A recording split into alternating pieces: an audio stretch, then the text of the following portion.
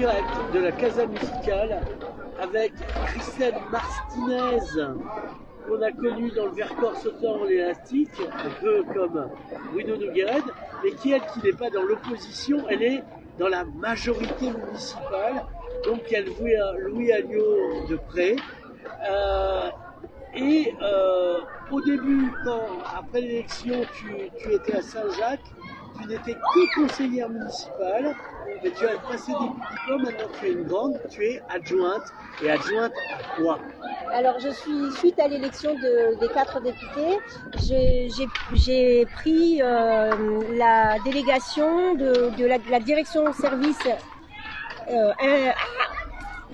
de service jeunesse, insertion vie étudiante, ouais. Et les maisons de quartier dits centres sociaux. D'accord. Alors, ça consiste en quoi? Alors, la jeunesse, on accueille le public de 11 à 25 ans, puisque le service jeunesse, c'est un accueil de 11 à 17 ans. Mais depuis l'an dernier, nous avons eu le rattachement aussi de l'insertion vie étudiante, donc nous pouvons aller aussi jusqu'à 25 ans dans d'autres thématiques. C'est pour ça que je t'ai croisé au Campus Mailly hier. C'est pour ça que tu m'as croisé au Campus Mailly hier, étant donné que nous venons épauler les étudiants, à leur proposer des aides, des outils. Nous avons même créé une commission étudiante où on intègre les associations étudiantes, on fait des partenariats avec la ville, où en fait ce sont généralement des jeunes qui ont des portes mais souvent n'ont pas les clés, et nous sommes là pour les aider à pouvoir ouvrir les portes. Alors une fois qu'on leur indique les clés des portes, est-ce qu'ils l'ouvrent? Parce que hier j'étais avec le bureau Info Jeunesse, ils disaient que maintenant les jeunes, on n'avait rien à foutre de rien, quoi. Non, j'y crois pas à ça. Il y a beaucoup de jeunes qui sont très volontaires et qui ont envie de faire quelque chose. C'est un peu... on décrit aujourd'hui une jeunesse qui n'a pas envie, mais il y en a beaucoup qui ont envie. Donc. Sociologiquement, c'est des jeunes qui viennent de milieux, on va dire, défavorisés, ou il y a tout le milieu qui se pointe, en fait On a tous les milieux. Alors, quand on est sur le service jeunesse, on a 7 espaces adolescents jeunesse qui sont sur les 7 quartiers prioritaires de la ville. Mais ce n'est pas parce que nous ouvrons un espace adolescent jeunesse sur un quartier prioritaire que nous n'accueillons que des publics issus des quartiers. Tous les espaces adolescents jeunesse de la ville sont ouverts à tous les publics de la ville, que tu sois du Massiaro, de Mas-Vermeil ou n'importe Saint-Martin. Tu as ton accès à un espace adolescent jeunesse. Nous venons d'ouvrir un nouvel espace adolescent jeunesse au Moulin à Vent, face à la piscine. Et nous en avons un autre également en prévision d'ouverture, mais nous sommes surtout à la recherche de locaux pour l'ouvrir à Saint-Jacques. Et nous avons également un espace numérique qui vient d'ouvrir à Clémenceau, pas très loin de l'école 42. Pareil, qui aura cet espace sera dédié totalement au numérique.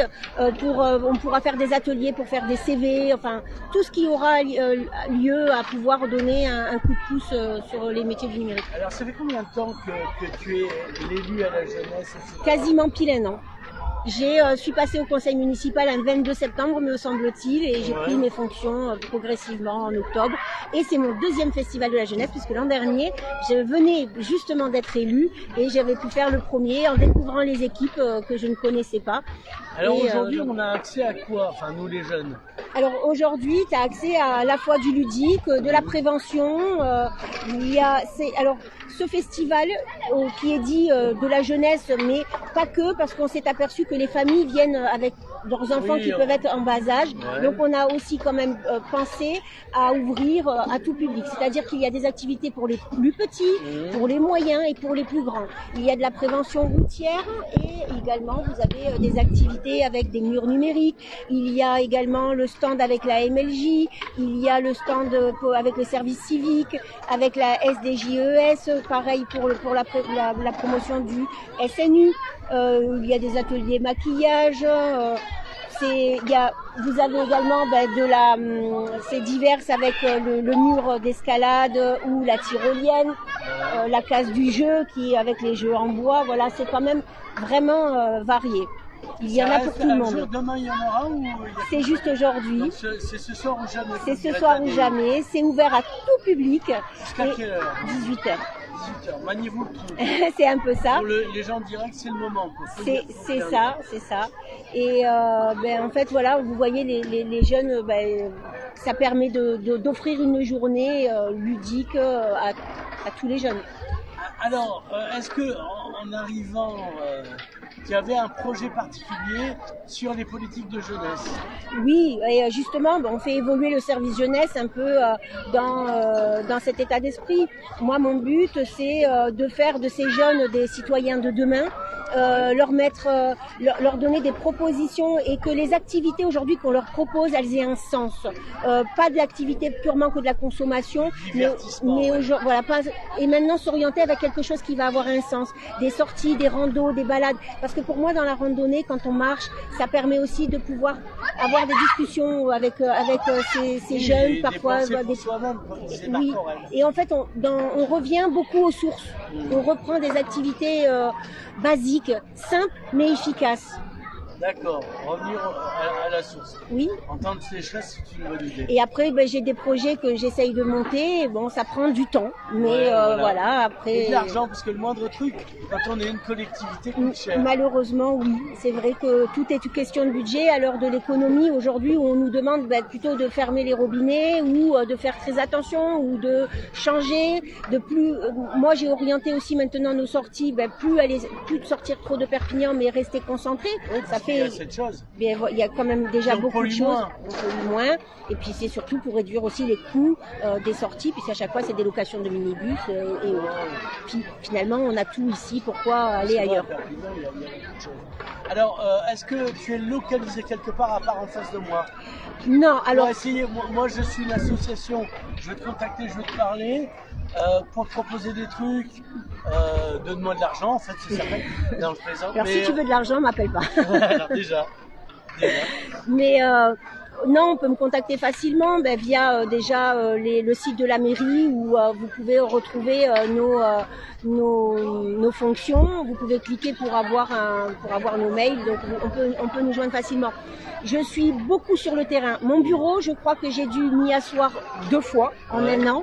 Je vais plutôt sur place, je vais à la rencontre des gens, je suis sur quasiment toutes les activités. Je suis plus sur le terrain.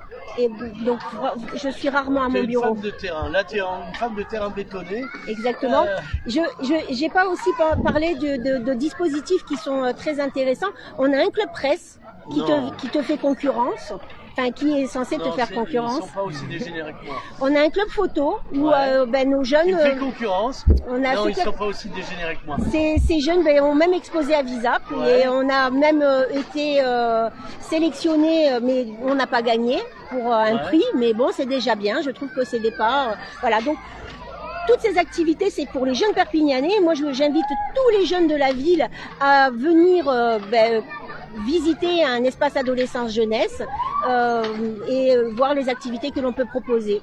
Donc c'est ouvert du mardi au vendredi en période scolaire de 10h à 19h et en période scolaire du lundi au...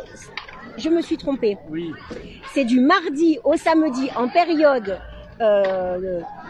scolaire et en non scolaire c'est du lundi au vendredi. Pardon. Christelle Martinez, merci. Merci à toi.